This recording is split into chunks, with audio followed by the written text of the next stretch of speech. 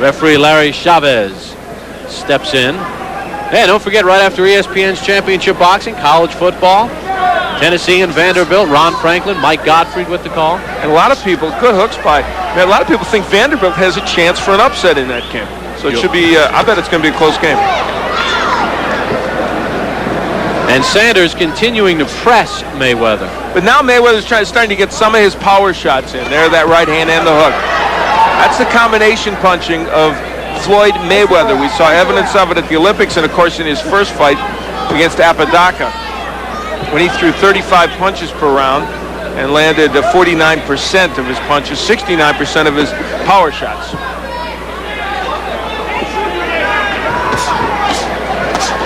That's what you do against the lefty. You whack away with left hooks to the body and the head. Final 30 seconds of round 2.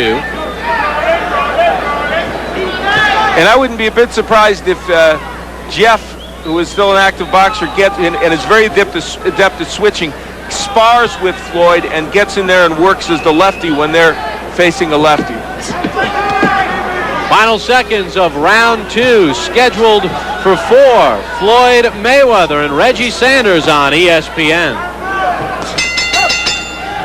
Round number 3 underway in Albuquerque. Bob Papa along with Al Bernstein on ESPN's championship boxing.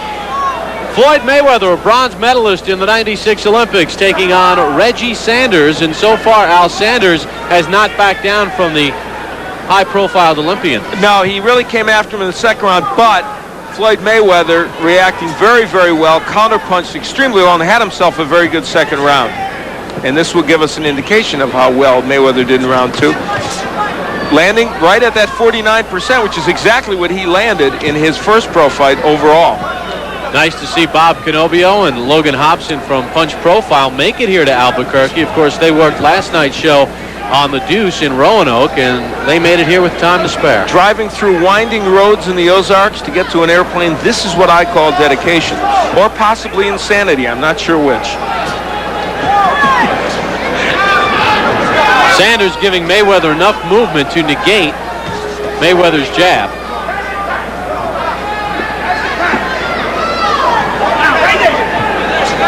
And the interesting thing about Mayweather is that he's also a patient boxer. And we're seeing evidence that he wants to make sure he lands what he needs to land in this case. Even the crowd booing a little bit, he's not going to get crazy. He's attained control of this bout, and he's waiting for the next opportunity to land something big. Do you think he's confused at all?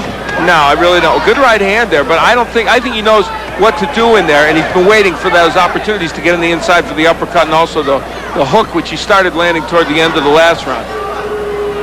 Well, there's a cut over the left eye of Floyd Mayweather. I don't know if it came from a punch or a clash of heads. If it's from a punch, he may have a problem. Yeah, it's near the right eyebrow.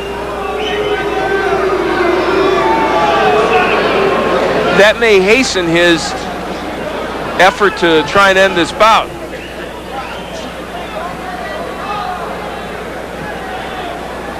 And now Reggie Sanders doing a pretty good job of making himself a target Mayweather can't hit.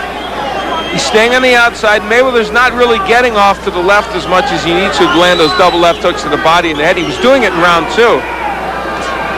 The jab's starting to become a weapon for him. Fans here in Albuquerque not pleased with what they're seeing from the Olympian. He got a nice ovation when he entered the ring. Well, it's been a more tactical third round, but Mayweather's doing pretty well here in this round, using the jab now, establishing that. Final 10 seconds of round 3. Have to give Sanders some credit, though. The fourth and final round to come after this timeout. ESPN's World Championship Boxing is brought to you by Brewery Fresh Budweiser, who reminds you fresh beer tastes better. Adonis Cruz will challenge Johnny Tapia for his WBO Junior Bantamweight Championship. Look at him. He's all bundled up, Al. He's got the Columbo look there with that raincoat. But, you know, this is his first fight outside of Nicaragua. And he was bothered the other night at the weigh-in and everything. He was chilly there, so he's got to be cold. This is going to make a difference for him. And that was in a hotel ballroom where the temperature was in the mid-50s. He will step into a ring that is no more than 50 degrees. Welcome to the United States. Yeah. And I think part of it is they set up this morning for this event after that concert. The doors were open a lot in the morning here at this arena. They're closed now, but boy, the cool air just stayed right in here. This fourth and final round underway, and let's see what Floyd Mayweather does. Do you think he's winning the fight, Al? Yeah, I believe he is winning. I've actually given him all 3 rounds, even though 1 and 3 were very close. But what he is saying here is a Reggie Sanders who's very determined, who came here to fight. And these are the kind of guys you want to face anyway as you move up.